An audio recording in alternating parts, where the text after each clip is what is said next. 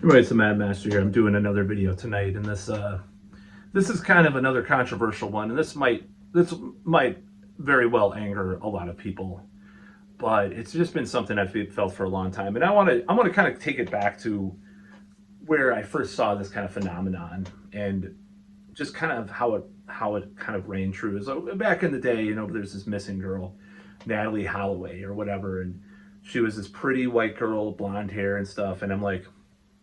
And then you read these are what happens is like, oh, it's wall to wall coverage, right? But there's like someone, whatever you want to call it today, black of color or whatever, that goes missing. It's like, oh, it's like the fifth page in a newspaper or something. So this is kind of my point with this video, and I'm not going to call it racism or anything like that. But so just to begin, every time you hear of a mass shooting taking place in America, it's wall to wall coverage, right? Politicians give speeches, cable news panels, dissect it for days, hashtags trend. But here's the thing: mass shootings only account for 1%. That's 1% of gun deaths in the United States. So the other 99% mostly happen in poor neighborhoods, often to people of color, and the media barely blinks. So let's talk about this selective outrage. 2023, there were nearly 40. There were nearly. That's weird. There 46,700 gun deaths in the U.S. and about 18,000 were homicides. Out of those, only a few hundred deaths came from mass shootings.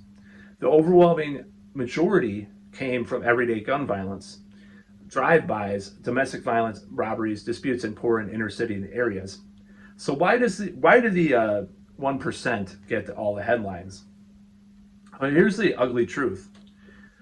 Mass shootings usually involve suburban schools, malls, concerts, spaces associated with middle class or affluent America.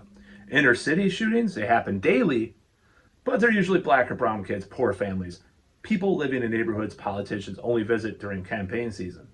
And the media treats those deaths as background noise. It's expected. And this is kind of this is what bothers me. So people just seem to be up at arms, so to speak. No pun intended. I don't want to make light of this, but up at arms about the mass shootings. And then, time goes by and what happens in the urban areas continues to happen. Nobody gives a damn until there's a mass shooting. It's kind of like, I want to compare it to AIDS, like Ronald Reagan only when, like, was it, I don't think it was, I would think it was Rock Hudson's death when he actually gave a shit about AIDS, after that. So, I mean, it's kind of like this double standard. When an affluent community gets hit, and obviously at a way less number, if you want to tally up everything, it gets treated as a national tragedy. When poor neighborhoods get hit, it's statistics. It's not just about guns, it's about whose lives are valued enough to mourn on prime time. That's what it seems like. And mass shootings, they have this cinematic quality to them, or always this kind of thing. They happen all at once in public places with shocking visuals, like Columbine, or whatever, the Sandy Hook and stuff. I mean, that was a little bit beyond the pale because it was all kids, like little kids. But it's perfect for the 24-hour shock news cycle. And inner city shootings are scattered. It's kind of like it's just nightly, repetitive, and don't make for gripping coverage. So they get ignored, even though they claim far more lives. And I think this doesn't go for local news and stuff like that. Because if you go down to Chicago, you'll hear about 5 people shot in a drive-by shooting today or whatever. Because I've known people that live down there and stuff in actual Chicago too, and they told me about this, and I'm like, wow, that's crazy. But like, the selective outrage to me tells me a lot about America. We only seem to care about gun violence when it threatens people who aren't supposed to be touched by it. Meanwhile, entire communities live with the trauma of gunfire as daily life. And unless it's a mass casualty event in the right zip code, nobody cares. And if we're serious about reducing gun deaths, we only care about when tragedy makes national headlines. We have to care about the thousands dying silently or relatively silently every year in neighborhoods the media and politicians would rather forget. Gun violence is gun violence, no matter the zip code. And until we face that, the outrage will always be selective. So what bothers me about this is this thing, they call it the white liberal thing, and it's like this affluent liberal person that NIMBYism, all this stuff. So, in my opinion, when I see people talk about this, I know that there's been a mass. I hear people talk about this. Oh, there's a mass shooting. Okay. What about other 365 days of the year, or 364, whatever it is, where all these other people are dying in these other places?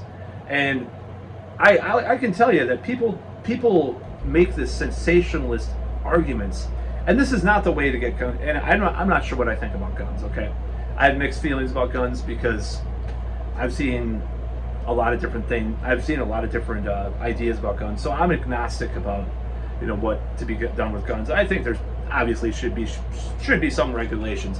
Of course, I'm not like a but how far, I don't know. I don't have the answer to those questions. But I just want to put it this way: were these people talking about this before mass shootings? Were these same people?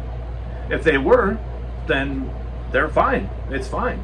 But if this is what it takes for them to care, they're living in a bubble. They're living in this bubble, this privileged bubble.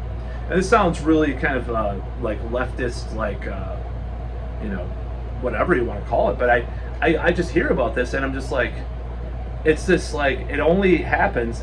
But the thing is that they're talking about this like it's this national thing, thing that we're going, this road that we're going down, where it's never been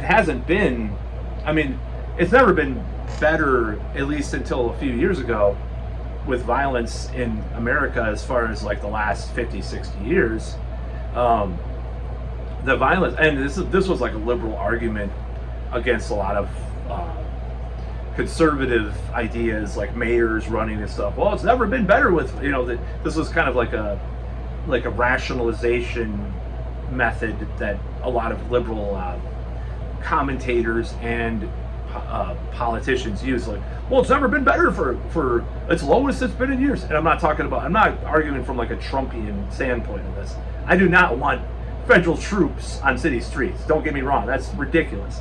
But at the same time, it's like, when these arguments come up, they will bring up, the right wing will bring up, like, oh my God, well, what about the inner city? It's ironic that they do, and sometimes they do it in a race baiting way, a lot of times, or maybe some obliquely racist as well. But the thing that bothers me is just this white liberal naivete about things that it's just kind of gross, and I just feel really weird about it. It's like, come on, you do know that especially when they're sensationalist about it. It's like, we're becoming this country of mass shootings, when it's 1% of all shootings are mass shootings. We're a country of shootings, period. Shootings, death, the Old West, the mobsters in the 20s or 30s or whatever, killing people, bombing people from the sky. We're a violent country, violent world, Wolverines in dark brown suits, there's a quote a Misfits lyric. But anyways, my favorite Wolverine, by the way. But yeah, and the one I wanted to get a tattoo of, by the way, too.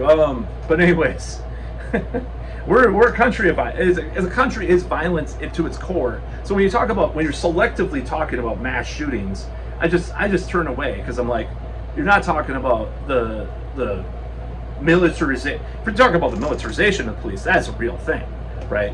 Militarization of police, or the violence that runs the thread of their DNA through our country. That's what it is. But you're not going to talk about that, because you're gonna rail against the guns. And if people are so naive about guns, they'll spread misinformation about guns themselves. I've known some people that have owned guns. I don't own a gun currently, but like, they've said, oh, the media will talk about this. They don't know what they're talking about with the shot and all this stuff. So it's just like, this naivete that it rubs me the wrong way. It's just this sheltered naivete, and I'm just like, you got to start talking about, if you're going to be holistic and intelligent about this problem, don't just talk about the white middle class, upper class people that died, which is a tragedy, by the way. But talk about the whole, the whole kabang. Quote. Well, that was a bad joke, but that wasn't meant to be a joke. Kabang. The whole kid and caboodle. So like, I mean, that's not what people talk about. They talk about, oh my God, the mass shootings are getting so bad. Well, it's always been bad in certain. It's always been bad. It's probably a little better now in certain areas than it was, but it's been bad for them for a long time. Why aren't you talking about that? Why? What is motivating you? It bothers me, because if you really want, because you just want reform, you just want these little things, these little band-aids, because you care more about your entitled life. That's what you do. So if something threatens that, you want it something done about it, but you don't care about someone else. Like across the world, you can vote for presidents that'll just drone bomb people, but oh my God, he wants troops on the street.